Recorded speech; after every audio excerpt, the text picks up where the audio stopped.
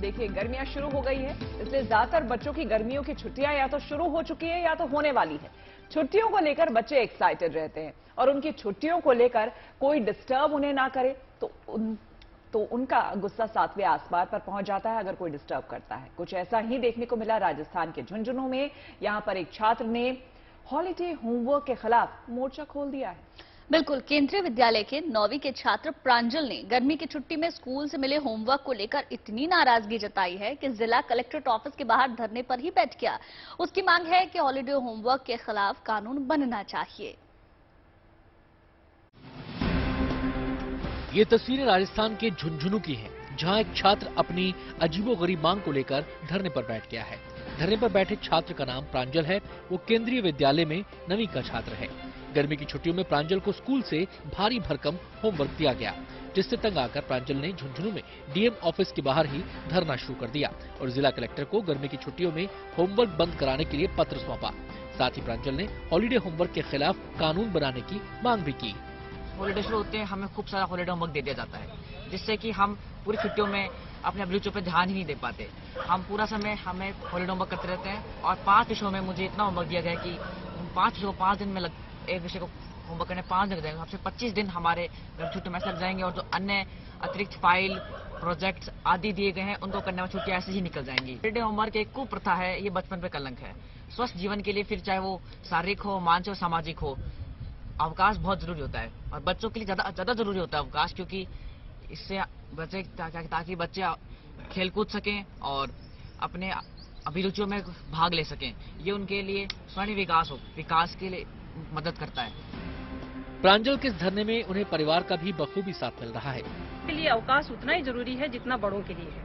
अवकाश से यह सोचना कि गुणवत्ता खराब होगी या उनका जो याद करने का तरीका है वह कम होगा, ये बिल्कुल एक गलत मनोविज्ञान है। जिस तरह से पहले ये कुप्रथा थी कि बच्चों को मारो पीटो और वो ज्यादा अच्छे बन जाएंगे, उसी प्रकार बिना किसी अवकाश के बच्चों से स्कूल में आने के बाद में भी होमवर्क में रखना और जो उसकी छुट्टियां होती है उसमें भी होमवर्क के लिए रखना, ये बहुत ही त्रासदीपूर्ण है। फिलहाल होमवर्क के खिलाफ प्रांजल का धरना जारी है और वो हर रोज सुबह 10 बजे से लेकर 12 बजे तक जिला कलेक्टर दफ्तर के बाहर अपना होमवर्क कर रहा है। झुंझुनू से नैना शेखावत के साथ bureau report, good news today. खुद प्रांजल हमारे साथ जुड़ गए हैं। प्रांजल, मैं सबसे पहले तो आपसे जानना चाहूंगी, आपके लिए आइडियल गर्मी की छुट्टियां क्या हैं? क्या होना चाहिए गर्मी की छुट्टियों में बच्चों के लिए? सबसे महत्वपूर्ण बात है, गर्मी छुट्टियों में हॉलीडे होमवर्क नहीं होना चाहिए। सबसे जरूरी ये चीज ये है। अच्छा, तो आप अपनी छुट्टियां स्पेंड कैसे करेंगे फिर?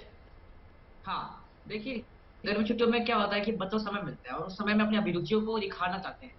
वो जैसे कि जो भी जिस बच्चे को किसी भी चीज में, जैसे कि खेल है, चित्रकारी आदि में अपने अपने अभिरुचियां होती है, उन सबको उसमें बेहतर होना चाहते हैं, उसको दिखाना चाहते हैं। जैसे कि मुझे शतरंज खेलना शौक है, आप मान लीजिए, अब मैं गर्मी छुट्टी में और अच्छा शतरंज सीखूंगा। मुझे चित्रकारी का शौक है, मैं और अच्छी चित्रकारी सीखूंगा। मुझे किताबें पढ़ने का शौक है, मैं अन्य किताबें पढ़ूंगा। इस तरह से मैं अपनी अभिरुचि पे ध्यान दे पाऊंगा और इससे मेरा पढ़ाई में ध्यान भटकेगा नहीं, बल्कि एकाग्रता बढ़ेगी मेरी। प्रांजल, ये बताइए कि गर्मी की छुट्टियों में समर कैंप्स भी अब लगते हैं और समर कैंप्स में स्पेशली आपने जितनी एक्टिविटी की बात की, सारी एक्टिविटीज वहां पर होती है, लेकिन वो कुछ एक सर्टेन टाइम के लिए होता है। कुछ देर आप उसमें भी डेडिकेट कर सकते हैं उन समर कैंप्स को ज्वाइन करके, और फिर कुछ टाइम बच्चे अगर पढ़ ले तो उसमें क्या दिक्कत है? देखिए, अवकाश में काम नहीं होता है। अवकाश का अर्थ एक ही होता है कि उसमें आप किसी संस्था के नियंत्रण में नहीं होते हैं। आप हमें होमवर्क देंगे तो हम आपके साथ नियंत्रण में रहेंगे, उस तरह से ही तो अवकाश का अर्थ खत्म हो जाएगा वहां पे। तो मैं ये कहना चाहता हूँ। अवकाश तो आपने बता दिया कि होता है, पर गर्मियों की छुट्टियां इसे इसीलिए कहा जाता है ना प्रांजल कि गर्मी है तो आप घर बैठिए, आराम कीजिए, पर पढ़ाई नहीं तो लर्निंग जिसे कहते हैं, ताकि आपका दिमाग जो है एक्टिव रहे, शार्प रहे, एजी रहे, उसलिए आपकी लर्निंग चलती रहनी चाहिए। तो होमवर्क उस तरह से तो नहीं मिलता जिस तरह से आप सुबह से दोपहर तक स्कूल में पढ़ाई करते हैं, पर हाँ, दिन का कुछ हिस्सा होता है जिसमें आपको थोड़ी सी पढ़ाई करके उस चलन में रहना पड़ता है। आपको इससे क्या परेशानी है? देखिए, जो अवकाश का तो आपको बताइए, जैसे छुट्टी होती है तो मतलब गर्मियों की छुट्टियां अगर अवकाश मान के चलते हैं तो अवकाश में काम नहीं होना चाहिए। और ये इसी तरह से है कि बच्चे गर्मी छुट्टी में भूल जाएंगे, जैसे कि अंग्रेज कुछ समय पहले बोला करते थे कि भारतीय तो राज करने योग्य ही नहीं है देश पे। ये उस तरह से है। इसे आप इस तरह से मान सकते हैं कि आप पूरे दिन काम करके आए और फिर आपको रात को नींद तो लेनी ही पड़ती है। नहीं अगर आप प्रांजल, काम करते हैं, ठीक बात है आपकी। आप जो सोचते हैं बहुत अच्छी सोच है, और आप तो 9वीं में पढ़ते हैं, तो 9 से लेकर 12 तो काफी इंपॉर्टेंट माना जाता है। ऐसे में छुट्टियां भी कम दिन की होती हैं, 15 मई के बाद से बाकी के बच्चों की हो जाती हैं, लेकिन 9 से लेकर क्लासेस जल्दी शुरू हो जाती हैं। तो ऐसे में आपको नहीं लगता कि उस वक्त फोकस की ज्यादा जरूरत होती है, इसलिए कुछ वक्त पढ़ाई के लिए निकालना जरूरी है? देखिए जैसे क्या होता है कि कोई व्यक्ति मतलब काम करता है, तो अगर वो उस टाइम के बाद भी काम करता है, एक तो वो अपनी अपनी इच्छा से करता है, तब तो वो स्वतंत्र है। और अगर उसे जबरदस्ती करा जाए तो जो जो संस्था उस तरह से काम करा रही है, वो उसके खिलाफ मानवाधिकार वाले या जो भी ह्यूमन राइट्स एसोसिएशन ऑर्गेनाइजेशन है, वो उनके खिलाफ कार्रवाई करेंगे।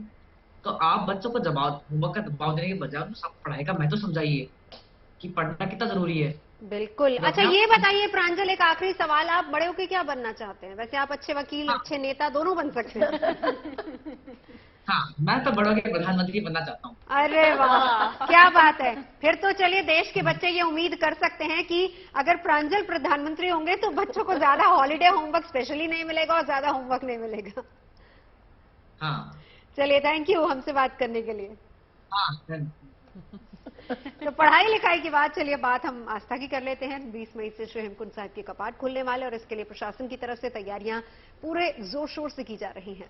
और यात्रा से जुड़ी सुविधाओं को परखने खुद चमोली डीएम निकल पड़े। उन्होंने 18 किलोमीटर की पैदल यात्रा की और श्रद्धालुओं के लिहाज से समस्याओं को समझने की कोशिश भी की।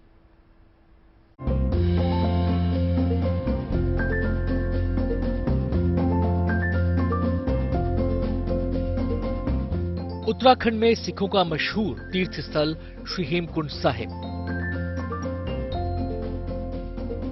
हिमालय की गोद में बर्फीली झील के किनारे पहाड़ों के दरमियान मौजूद इस गुरुद्वारे के आसपास का माहौल ये तस्वीरें खुद बयां कर रही हैं। यहाँ के जर्रे जर्रे में आपको शांति और पवित्रता का आभास होगा। हेमकुंड साहिब में चारों ओर फैली बर्फ की सफेद चादर को देखकर आप अंदाजा लगा सकते हैं यहाँ कैसे हालात हैं।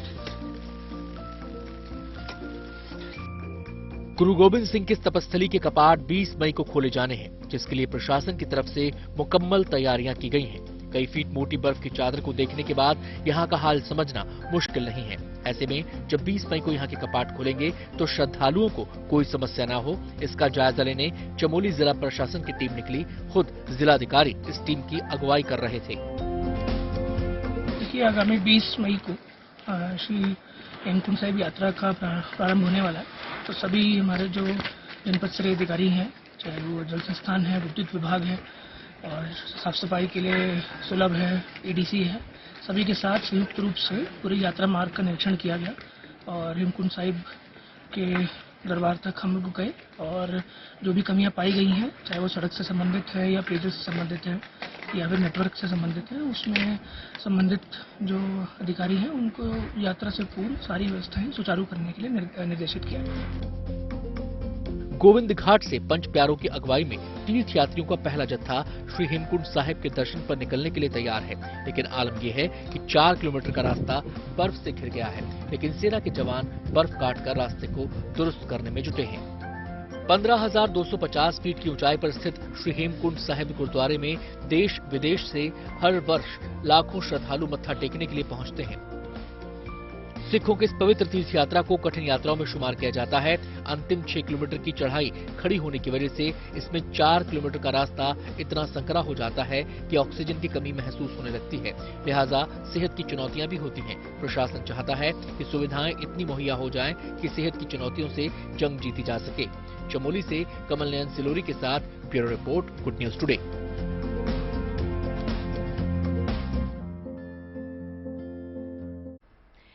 केदारनाथ में बाबा के भक्तों में जबरदस्त उत्साह है और इसीलिए केदारनाथ में रुक रुक कर हो रही बर्फबारी भी उनमें उमंग का संचार कर रही है।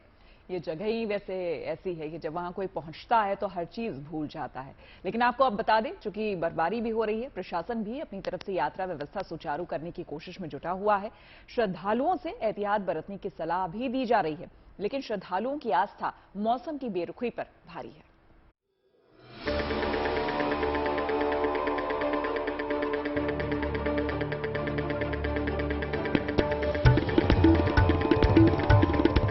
यात्रा मार्ग से धाम तक हो रही बर्फबारी के दौरान श्रद्धालुओं का जोश देखने लायक है।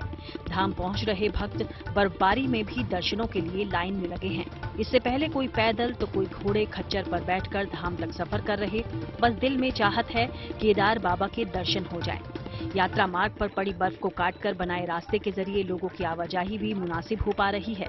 जगह जगह एसडीआरएफ, एनडीआरएफ समेत कई राहत बचाव टीम तैनात हैं। लेकिन लगातार हो रही बर्फबारी पैदल मार्ग पर खतरे का सबब भी बन सकती है, जिससे सचेत रहने की जरूरत है। बर्फ के आगोश में समाया बाबा केदार का दर। पिछले कई दिनों से भारी बारिश और बर्फबारी ने मई के महीने में यहाँ की फिजा ही बदल कर रख दी है। बर्फबारी का दौर थमने का नाम नहीं ले रही। ऐसे में केदारनाथ धाम के लिए मौसम का अलर्ट है। रुद्रप्रयाग पुलिस अधीक्षक डॉक्टर विशाखा बदाने ने यात्रियों से मौसम को देखकर ही यात्रा करने की अपील की। केदारनाथ धाम आने वाले सभी यात्रियों से हमारा अनुरोध है कि धाम में आज पुनः बर्फबारी की शुरुआत हो गई। कल भी मौसम का अलर्ट है। सभी आने वाले यात्रियों से हमारा अनुरोध है कि यात्रा करते वक्त मौसम को देख के ही चले और अपने साथ गर्म कपड़े, छाता, रेनकोट आदि को लेके चले। खबर तो ये भी है कि केदारनाथ धाम में हो रही इस बर्फबारी का यात्रा पर बुरा असर पड़ रहा। केदारनाथ यात्रा के शुरुआती दौर में जहां 18 से 20 हजार यात्री केदारनाथ पहुंच रहे थे, वहीं अब धाम पहुंचने वाले यात्रियों की संख्या 13 से 15 हजार के आसपास बताई जा रही। बारिश बर्फबारी को लेकर प्रशासनिक हिदायतें देना भी नियमित तौर पर जरूरी है। वहीं रास्ते में पड़ी बर्फ को हटाकर श्रद्धालुओं के लिए आवाजाही के लिए भी रास्ता बनाया जा रहा है। तो बस मौसम की दुश्वारियों और अलर्ट के बीच व्यवस्था वाले भरोसे के बूते श्रद्धालु धीरे धीरे ही सही बाबा के दर्शन करने आ रहे हैं। रुद्रप्रयाग से प्रवीण सेमवाल के साथ bureau report, good news today. और अब आपको लिए चलते हैं गुलमर्ग, जिसे धरती का स्वर्ग कहा जाता है। इन दिनों धरती के स्वर्ग को और खूबसूरत बनाने की तैयारियां जोर शोर से चल रही हैं। बिल्कुल, जम्मू कश्मीर के गुलमर्ग इसे इसलिए सजाया संवारा जा रहा है क्योंकि यहाँ पर G20 देशों का प्रतिनिधिमंडल सैर के लिए आने वाला है और दुनिया भर से आए मेहमान जहां भी जाएं गुलमर्ग की खूबसूरती की तारीफ में कसीदे पढ़ना ना भूलें।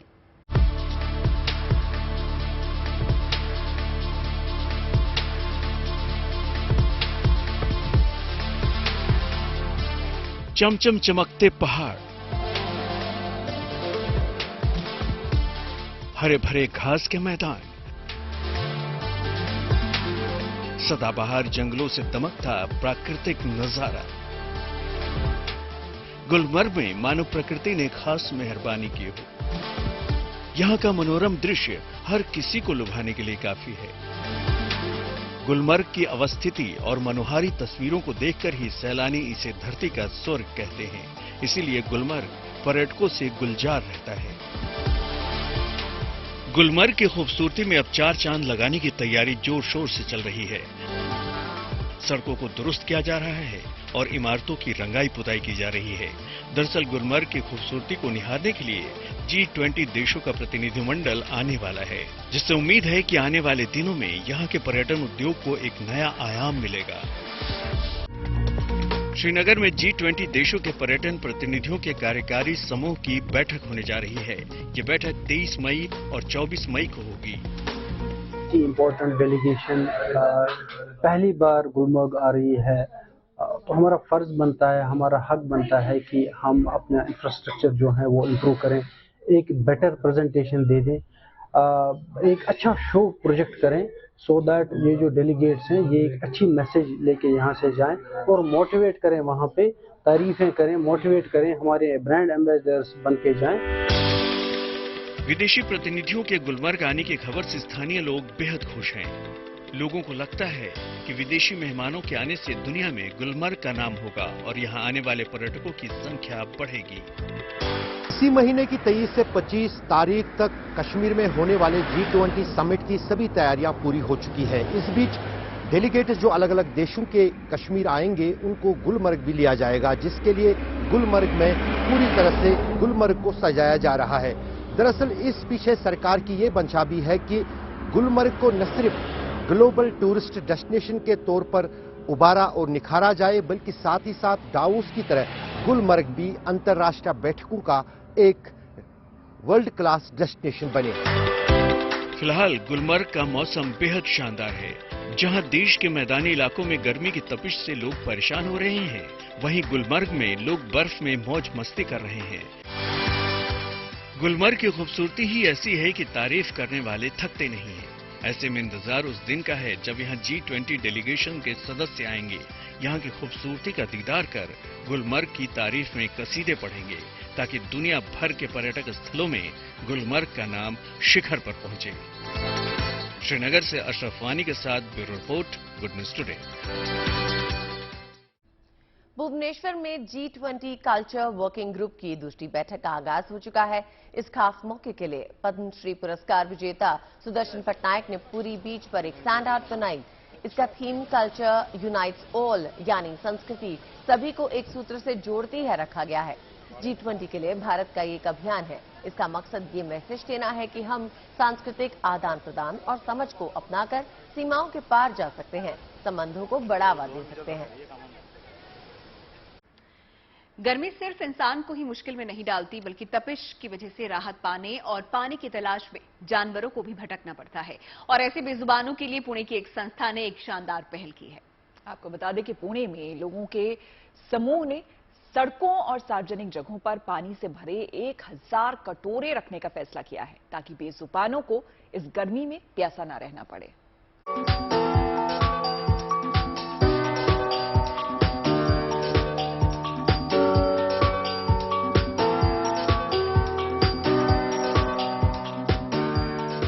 गर्मी में पानी पीकर बिल्ली को कितना सुकून मिल रहा है, ये आप इसके चेहरे से अंदाजा लगा सकते हैं। मई के महीने में देश के ज्यादातर हिस्सों में तापमान चढ़ने लगा है। गर्मी से इंसान ही नहीं, जानवर भी परेशान हो जाते हैं। शहरों और गांवों में ज्यादातर आवारा जानवर खुले आसमान के नीचे रहते हैं। ऐसे में इन्हें पानी की दरकार होती है। पानी के लिए ये दर दर भटकते रहते हैं। ऐसे बेजुबानों के लिए ही पुणे की संस्था कर्मा फाउंडेशन ने रॉयल कैनाइन के साथ मिलकर एक शानदार अभियान की शुरुआत की। संस्था ने जानवरों के लिए पानी से भरे 1000 कटोरे सड़कों के किनारे और सार्वजनिक जगहों पर रखने का फैसला किया, ताकि गर्मी में बेजुबान अपनी प्यास बुझा पाए। हम पूरी सोसाइटी में, पूरी कम्युनिटी में, पूरी पब्लिक में अवेयरनेस क्रिएट करना चाहते हैं, क्योंकि जैसे कैट्स एंड डॉग्स जो रास्ते पे जो स्ट्रे कैट्स और डॉग्स है, उनकी जो ज़रूरतें हैं वो बेसिक ज़रूरतें हैं। जैसे कि उनको खाने के लिए चाहिए फूड विच इज़ अन्न, और पीने के लिए चाहिए पानी। इस संस्था की लोगों से गुजारिश है कि वो बेजुबानों के लिए अपने घर और ऑफिस के साथ सार्वजनिक जगहों और सड़कों पर पानी का कटोरा रखें और वाटर बोल चैलेंज 2023 में शामिल हों। इस अभियान में लोगों को शामिल करने और उन्हें प्रोत्साहित करने के लिए फाउंडेशन ने मुफ्त में पानी के कटोरे भी बांटे हैं। इस कंपनी का जो पर्पस है to create a better world for pets tomorrow, और इसी पर्पस के तहत हमारे बहुत सारे इनिशिएटिव्स हैं जो हम एक्ट्स फॉर हेल्थ इनिशिएटिव बोलते हैं। उम्मीद यही है कि संस्था की इस पहल से गर्मी में ज्यादा से ज्यादा बेजुबानों को अपनी प्यास बुझाने में मदद मिलेगी। पुणे से पंकज खेलकर और कृष्णा पांचाल के साथ bureau report, good news today. Chandigarh में पंजाब इंजीनियरिंग कॉलेज ने अवैध बालू खनन पर रोक लगाने के लिए नई तरकीब ढूंढ निकाली है, जिससे एक्यूरेसी के साथ अवैध बालू खनन का पता लगाया जा सकेगा। जी हाँ, सबसे खास बात यह है कि GIS से आज से 20 से 25 साल पहले हुई माइनिंग के बारे में पता लगाया जा सकेगा, और ये भी पता चल सकता है कि किस इलाके में कितना अवैध खनन हुआ है।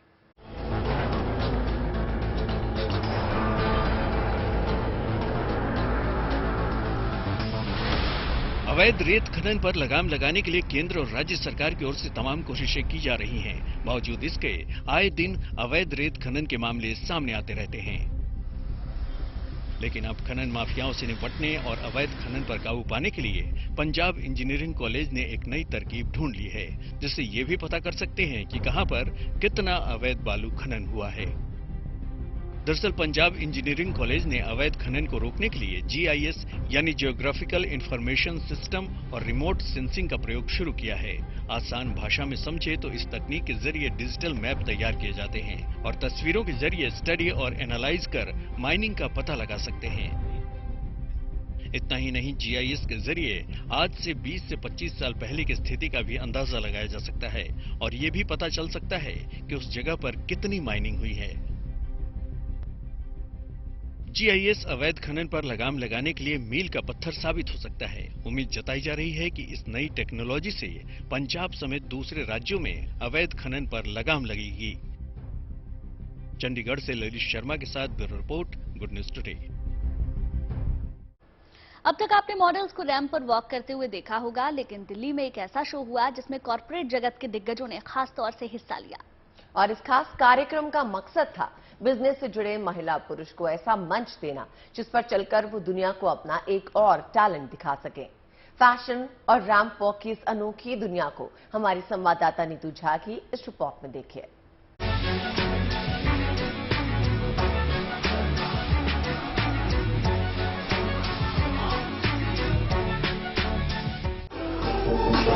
किसी मॉडल की तरह वॉक करते ये वो महिलाएं और पुरुष हैं जो बिजनेस के क्षेत्र में अपनी महारत दर्शा चुके हैं और कॉर्पोरेट वर्ल्ड के दिग्गजों में शुमार हैं। मगर अपने अंदर की खूबियों या यूं कहें उस टैलेंट को ये कहीं न कहीं दबाए रहते हैं, जो उनकी पहचान को एक नया नाम देने के लिए बेकरार सा रहता है। बस कॉर्पोरेट वर्ल्ड के लोगों की इसी सोच को हकीकत में तब्दील किया दिल्ली के होटल प्राइड प्लाजा ने और फैशन प्रतियोगिता के दूसरे सेशन का आगाज हुआ। कहते हैं कि हर सक्सेसफुल आदमी के पीछे एक औरत का ही हाथ होता है।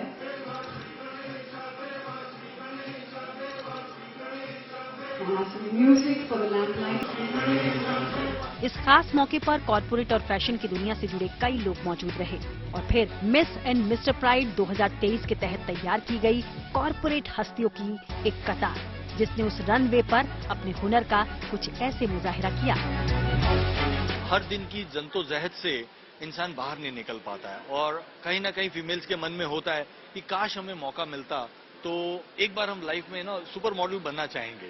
तो हमने ये रैंप लास्ट ईयर क्रिएट किया था एज अ मिस प्राइड और उसका रिस्पांस कॉर्पोरेट वर्ल्ड से इतना अच्छा मिला हमें, इसलिए अब हम सीजन 2 लेकर के आए हैं मिस प्राइड 2023। बट हमने एडिशन किया है, अब की बार हमने मिस्टर भी ऐड किया है इसके अंदर। ये हुनर ही है, ये काम की आपाधापी में कहीं छिपा वो खास टैलेंट है जो रैंप पर अपना जलवा आज बिखेर रहा है।